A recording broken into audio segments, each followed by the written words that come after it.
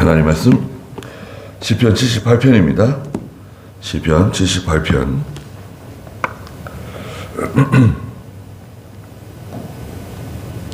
43절 말씀부터 말씀을 보도록 하겠습니다.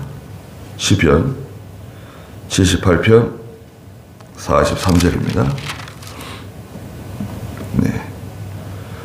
그날에 주께서 이집트에서 표적을 나타내시고 소환 들판에서 이적들을 나타내셨다. 주께서 그들의 강물을 피로 변하게 하셔서 그들이 그들의 시냇물을 마시지 못하게 하셨고, 파리 떼를 보내어 그들을 먹게 하시며 개구리 떼를 그들에게 보내어 황폐하게 하셨다.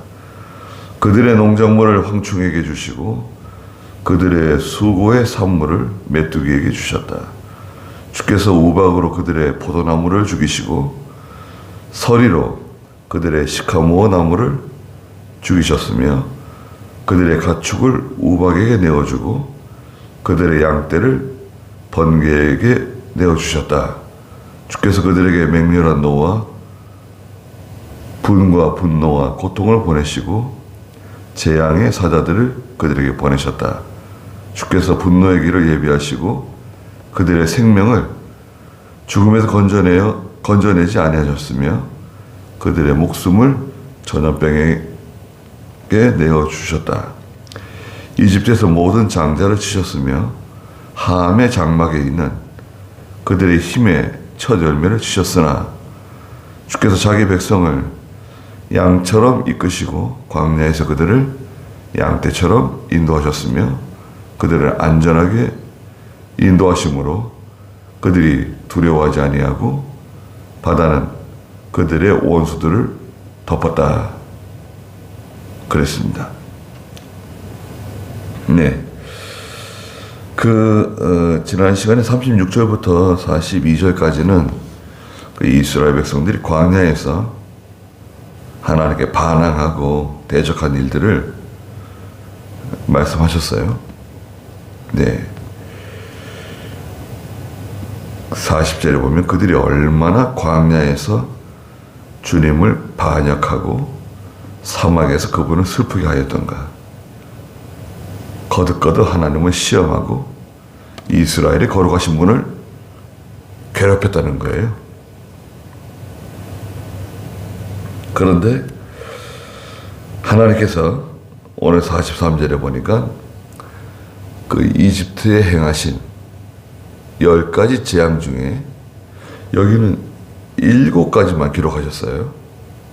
7가지. 여기 그날에 주께서 이집트에서 표적을 나타내시고 소환 들판에서 이적들을 나타내셨다. 그러시면서 44절에 주께서 그들의 강물을 피로 변하게 하셔서 그들의 시냇물을 마시지 못하게 하셨다. 네. 출애굽기 7장에 기록되어져 있는 피재앙입니다. 나일 강물이 피가 되고 모든 샘들이 다 피가 되고 그래서 물을 마시지 못하는 그런 그 무서운 재앙이 이집트에 찾아왔습니다. 이 재앙 하나하나마다 많은 사람들이 고통을 당했고 또 이 재앙으로 인해서 많은 사람이 죽었다고 봐야 돼요. 네. 왜 죽냐?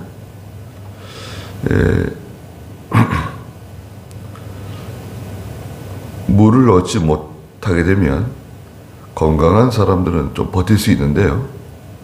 얼마 동안. 근데 병든 사람들, 노인들, 아이들, 이제 그런 연약한 사람들이 못 견뎌요. 그들 가운데 이제 병든 사람들도 있고, 그죠? 예. 또 노인들, 아이들, 약한 사람들은 물을 마시지 못하고 여러 날을 버틸 수가 없습니다. 그래서 이제 많은 그런 인명피해가 생겼을 거라고 추측할 수 있습니다. 두 번째는 45절에 파리떼를 보내어 그들을 먹게 하시며, 이건 이제 8장에, 출애굽기 8장에 기록되어져 있는 파리재앙이죠. 파리떼가 뭐 어마어마하게 이제 상상을 초월하는 거죠. 어마어마한 파리떼. 그 피재앙으로 인해서 발생된 후유증. 그 뭐 물고기들이 다 죽고, 뭐 짐승들이 죽고, 이제 그 후유증으로 생긴 거죠. 거기서 이제 막 올라오는 그 뭐 어마어마한 그 파리떼들. 상상을 초월하는 거죠. 파리재앙. 그들을 먹게 하셨다. 뭘 먹었을까요? 파리떼를 보내가지고.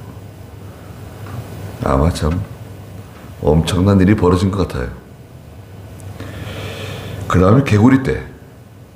개구리떼를 그들에게 보내어 황폐하게 하셨다. 예. 여기서 지금 2장에 빠졌죠? 피해 2장을 빠졌는데, 개구리 재앙도 이제 8장. 예. 원래는 개구리 재앙이 먼저 생긴 건데요. 피, 개, 이, 파잖아요. 예. 개구리 재앙 2장, 파리 재앙인데, 개구리 떼를 그들에게 보내요.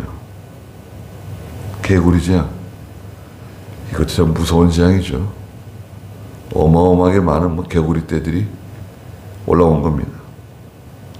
이 사건 하나하나가 이집트 사람들뿐만 아니라 그 이집트 경제에 큰 타격을 주는 거예요, 지금. 예. 거의 뭐 경제 활동이 마비되는 겁니다. 그 이집트의 어떤 그 수도뿐만 아니라, 그죠? 이집트 전체가 지금 겪는 난리예요. 46절에는 개구리 떼를 그들에게 보내 황폐하게 하셨다 그랬죠. 황폐하게 하셨다. 46절에 그들의 농작물에 황충을 주시고 그들의 수고의 산물을 메뚜기에게 주셨다. 이 황충도 메뚜기 계통입니다. 예. 메뚜기보다 좀 큰 황충. 이건 출애굽기 10장에 기록되어 있는 건데, 그들의 수고의 산물을 다 메뚜기가 다 먹어치우는 거예요. 그 양식이 이제 없어지는 거죠. 그 다음에 47절에 주께서 우박으로 그들의 포도나무를 죽이시고 서리로 그들의 시카모 나무를 죽이셨다. 이건 출애굽기 9장에 있는 사건인데요. 우박이 내릴 때, 예. 우박이 내릴 때 서리도 함께 내린 것 같아요. 갑자기 추워진 거죠. 우박이 내리면서 갑자기 추워지고 또 서리도 내리고. 서리가 내리면 보통 이런 작물들이 그만 기가 꺾이잖아요. 설이 맞게 되면은 작물들이 다 많이 죽습니다. 연약한 작물들은. 그 이집트는 더운 지역이잖아요. 아프리카 북쪽. 더운 지역인데 갑자기 막 추워져가지고 서리가 내리게 되면 이제 많은 작물들이 냉의 피해를 입는 거죠. 우박으로 인해서 포도나무를 하나님이 다 죽이시고 서리로 그들의 시카모 나무를 죽이셨다. 또 48절에 그들의 가축을 우박에게 내어주고 그들의 양떼를 번개에게 내어주셨다. 지금 같은 내용들입니다. 지금 47절과 48절은 같이 동시에 이루어진 거예요. 그래서 이제 들에 있는 가축들을 이제 데리고 들어오라고 모세가 경고했는데 그 말을 들은 사람들은 들에 있는 가축들, 종들을 피신시켰지만 모세의 말을, 경고를 무시한 사람들은 짐승들이 다 죽은 거죠. 가축들이. 사람들도 죽고 큰 우박들이 떨어진 겁니다. 여호수아서에서 보면 이제 1달란트 되는 우박이 떨어졌다고 기록되어져 있거든요. 여호수아서의 다른 내용이지만 거기에 떨어진 우박은 1달란트짜리. 1달란트는 그 34kg나 되는 거예요. 중량이 34kg 되는 무거운. 그러게 공중에서 가속도가 붙어서 떨어지게 되면 어떻게 되는 겁니까? 그거 뭐 다 깨져나가는 거죠. 집들이고 뭐고 다 부서지는 겁니다. 지금도 그런 우박 떨어지면 아마 난리가 날 겁니다. 지금도 34kg나 되는 우박이 떨어졌다? 차들은 뭐 다 박살나는 거고, 유리로 만든 건물들, 그런 것들은 다 큰 피해를 입을 겁니다.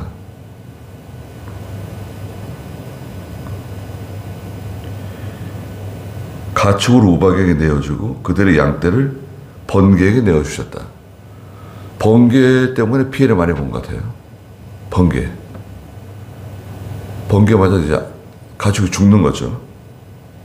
양떼들이 번개로 인해서 많은 피해를 보고. 49절에 주께서 그들에게 맹렬한 노와 분노와 고통을 보내시고 재앙의 사자들을 그들에게 보내셨다. 재앙의 사자들이래요. 하나님의 맹렬한 하나님 노하셨다. 또 하나님의 하나님의 분이 있고 분노가 있어요. 이걸 다 구별해 놨어요. 이걸 왜 구별해 놨을까? 하나님의 분노, 이렇게 하면 끝날 것 같은데, 하나님의 노하심, 하나님의 그 다음에 분노, 이 단어가 다 구별되어 있는 거예요. 이렇게 하나님께서 진노하신 거죠. 그래가지고 고통을 그들에게 보내셨다. 재앙의 사자들. 그래서 이것은 실제로 있었던 사건이기도 하고, 오늘날로 말하자면 우리에게 찾아오는 여러 가지 그 사람들, 이 사람으로 인한 고통, 어떤 사건으로 인한 고통, 이런 고통들이 있습니다. 사람 한번 잘못 만나게 되면 얼마나 고통을 많이 당합니까? 어떤 사건으로 인해서 많은 사람들이 고통을 당하는 것. 하나님께서 하나님의 교회와 성도들을 시험하시기도 하시지만, 또 하나님께서 일면 또 징계하시는 면도 있는 거죠. 그 이집트에서 내려진 재앙이고요.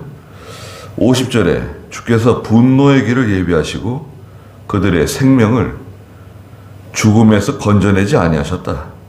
그들의 목숨을 전염병에 내어주셨다. 전염병. 9장 8절부터 있는 내용인데,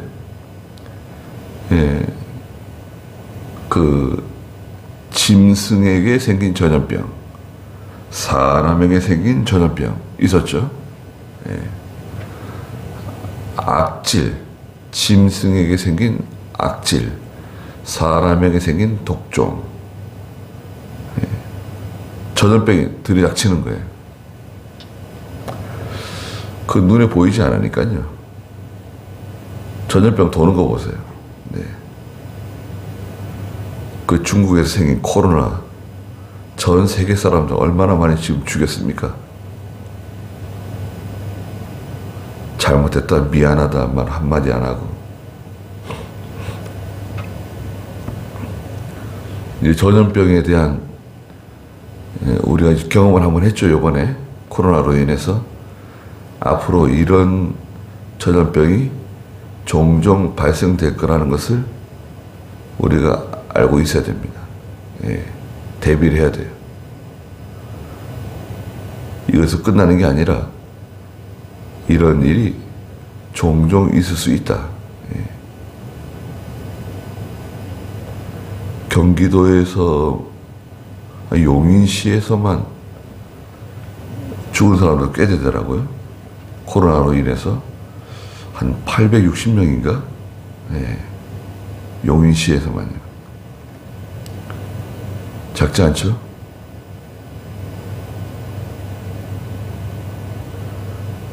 이게 몸이 약하고 또 이렇게 누워 계시는 분들, 요양원에 계신 분들, 이런 분들 많이 피해를 입었죠. 51절에 이집트에서 모든 장자를 치셨으며 함의 장막에 있는 그들의 힘의 첫 열매를 치셨다. 이건 출애굽기 12장에 있는 장자재앙입니다. 이거 얼마나 참 무서운 재앙입니까? 짐승으로부터 사람에 이르기까지 첫 새끼는 다 죽이는 거예요. 하나님께서. 그러니까 얼마나 무섭습니까? 피할 수가 없는 거예요. 하나님께서 선택적으로 그냥 내리시는 재앙이니까요. 그러니까 하나님은 재앙을 내릴 때도 아주 예리하게 그 타격을 주시는 겁니다. 일종의 말하자면 죄를 주도하는 사람들, 주동자, 힘을 쓰는 사람들, 그 앞잡이들, 세력의 중심, 아주 예리하게 하나님께서 구별해가지고 징계하시는 거예요. 함의 장막에 있는, 함은 그죠? 노아의 아들이잖아요. 셈, 함, 야벳, 함의 자손들에게 하나님이 징계를 내리셨다. 그러나 반면에 52절에 보니까 주께서 자기 백성은 양처럼 이끄시고 광야에서 그들을 양떼처럼 인도하셨다. 양을 인도하는 것은 천천히 편안하게, 시편 23편에도 있는 것처럼 쉴만한 물가로 푸른 초장으로 편안하게 인도하는 겁니다. 막 양을 막 세게 인도하는 게 아니에요. 그럼 양이 문제가 생기는 거예요. 천천히 편안하게 안전하게 그렇게 인도하셨다는 겁니다. 광야에서. 그래서 하나님께서 광야에서 이스라엘 백성들 인도할 때 막 너무 진행이 빨라가지고 고생했다든지 달려갔다든지 그런 내용은 성경에 없어요. 이스라엘 백성이 광야길을 걸어가는 것에 대해서 성경에서 광야길을 걸어가면서 뭐 고통을 많이 받았다 그런 내용은 거의 없습니다. 가나안 땅에 거의 도달해가지고 조금 그 에서 족속이 길을 열어주지 않아가지고 험지로 들어가게 됐죠. 그때 원망이 좀 있었는데 그 외에는 편안하게 인도하셨어요. 그리고 그들을 53절에 안전하게 인도하셨다. 그들이 두려워하지 아니하고 바다는 그들의 원수들을 덮었다. 네, 안전하게. 아주 위험한 곳인데 얼마나 위험합니까? 홍해를 건너간다. 바다가 갈라지는 홍해를 건너갈 때 그 상황은 굉장히 위험한 거죠. 네. 홍수 때 요단강을 건너가는 거. 상황은 굉장히 위험한데 실제 일어난 일은 굉장히 안전하게 하나님이 인도하시는 거죠. 예, 우리가 외형적으로 볼 때 그건 굉장히 위험한 일이고 아주 어려운 일인데 사실 그 일을 통과하는 우리는 아주 안전하게 편안하게 벗어나는 거예요. 진행하는 겁니다. 사람들이 볼 때는 굉장히 위험한데 실제 그 가운데 있는 하나님의 교회나 성도는 편안하고 안전하게 인도를 받는 거죠. 무슨 일을 만나도 하나님께서 함께 해주시면 만사형통하는 겁니다.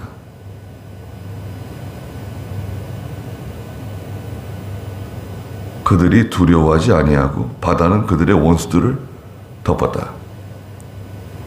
그리고 54절에 주께서 그들을 주님의 거룩한 영토로 데려오고 그분의 오른손으로 얻으신 산으로 데려오셨다. 하나님의 거룩한 영토, 가나안 땅으로 데려오셨다는 겁니다. 하나님께서는 하나님의 목적하신 것을 반드시 이루세요. 예.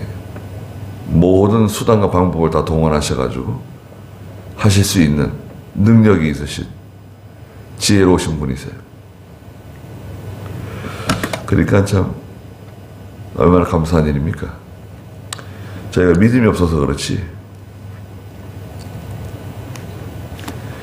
하나님이 하시는 일을 가만히 보고 또 하나님 의지하고 잘 그 인도를 따라가는 통과하는 그런 저희가 되어야 되겠습니다. 기도하겠습니다. 거룩하신 하나님, 하나님께서 과거에 이스라엘 백성들을 광야 가운데로 인도하시기 전에 이집트에 내리신 재앙들에 대하여 말씀하셨습니다. 그 모든 재앙이 이집트 국가적으로 또 모든 백성들에게 엄청난 재난과 손해를 가져왔습니다.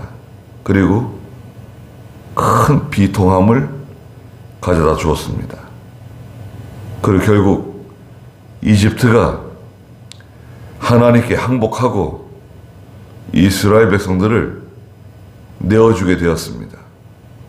오늘날 저희들도 이 이집트와 같은 세상 가운데 살고 있지만 여기서 믿음으로 살게 해주시고 하나님의 큰 도우심으로 말미암아 모든 일을 잘 통과할 수 있는 하나님께서 거룩한 영토로 영원한 하나님의 나라로 인도하실 때까지 하나님의 인도 주장을 잘 받아나가는 저희 모두가 되게 해주시옵소서.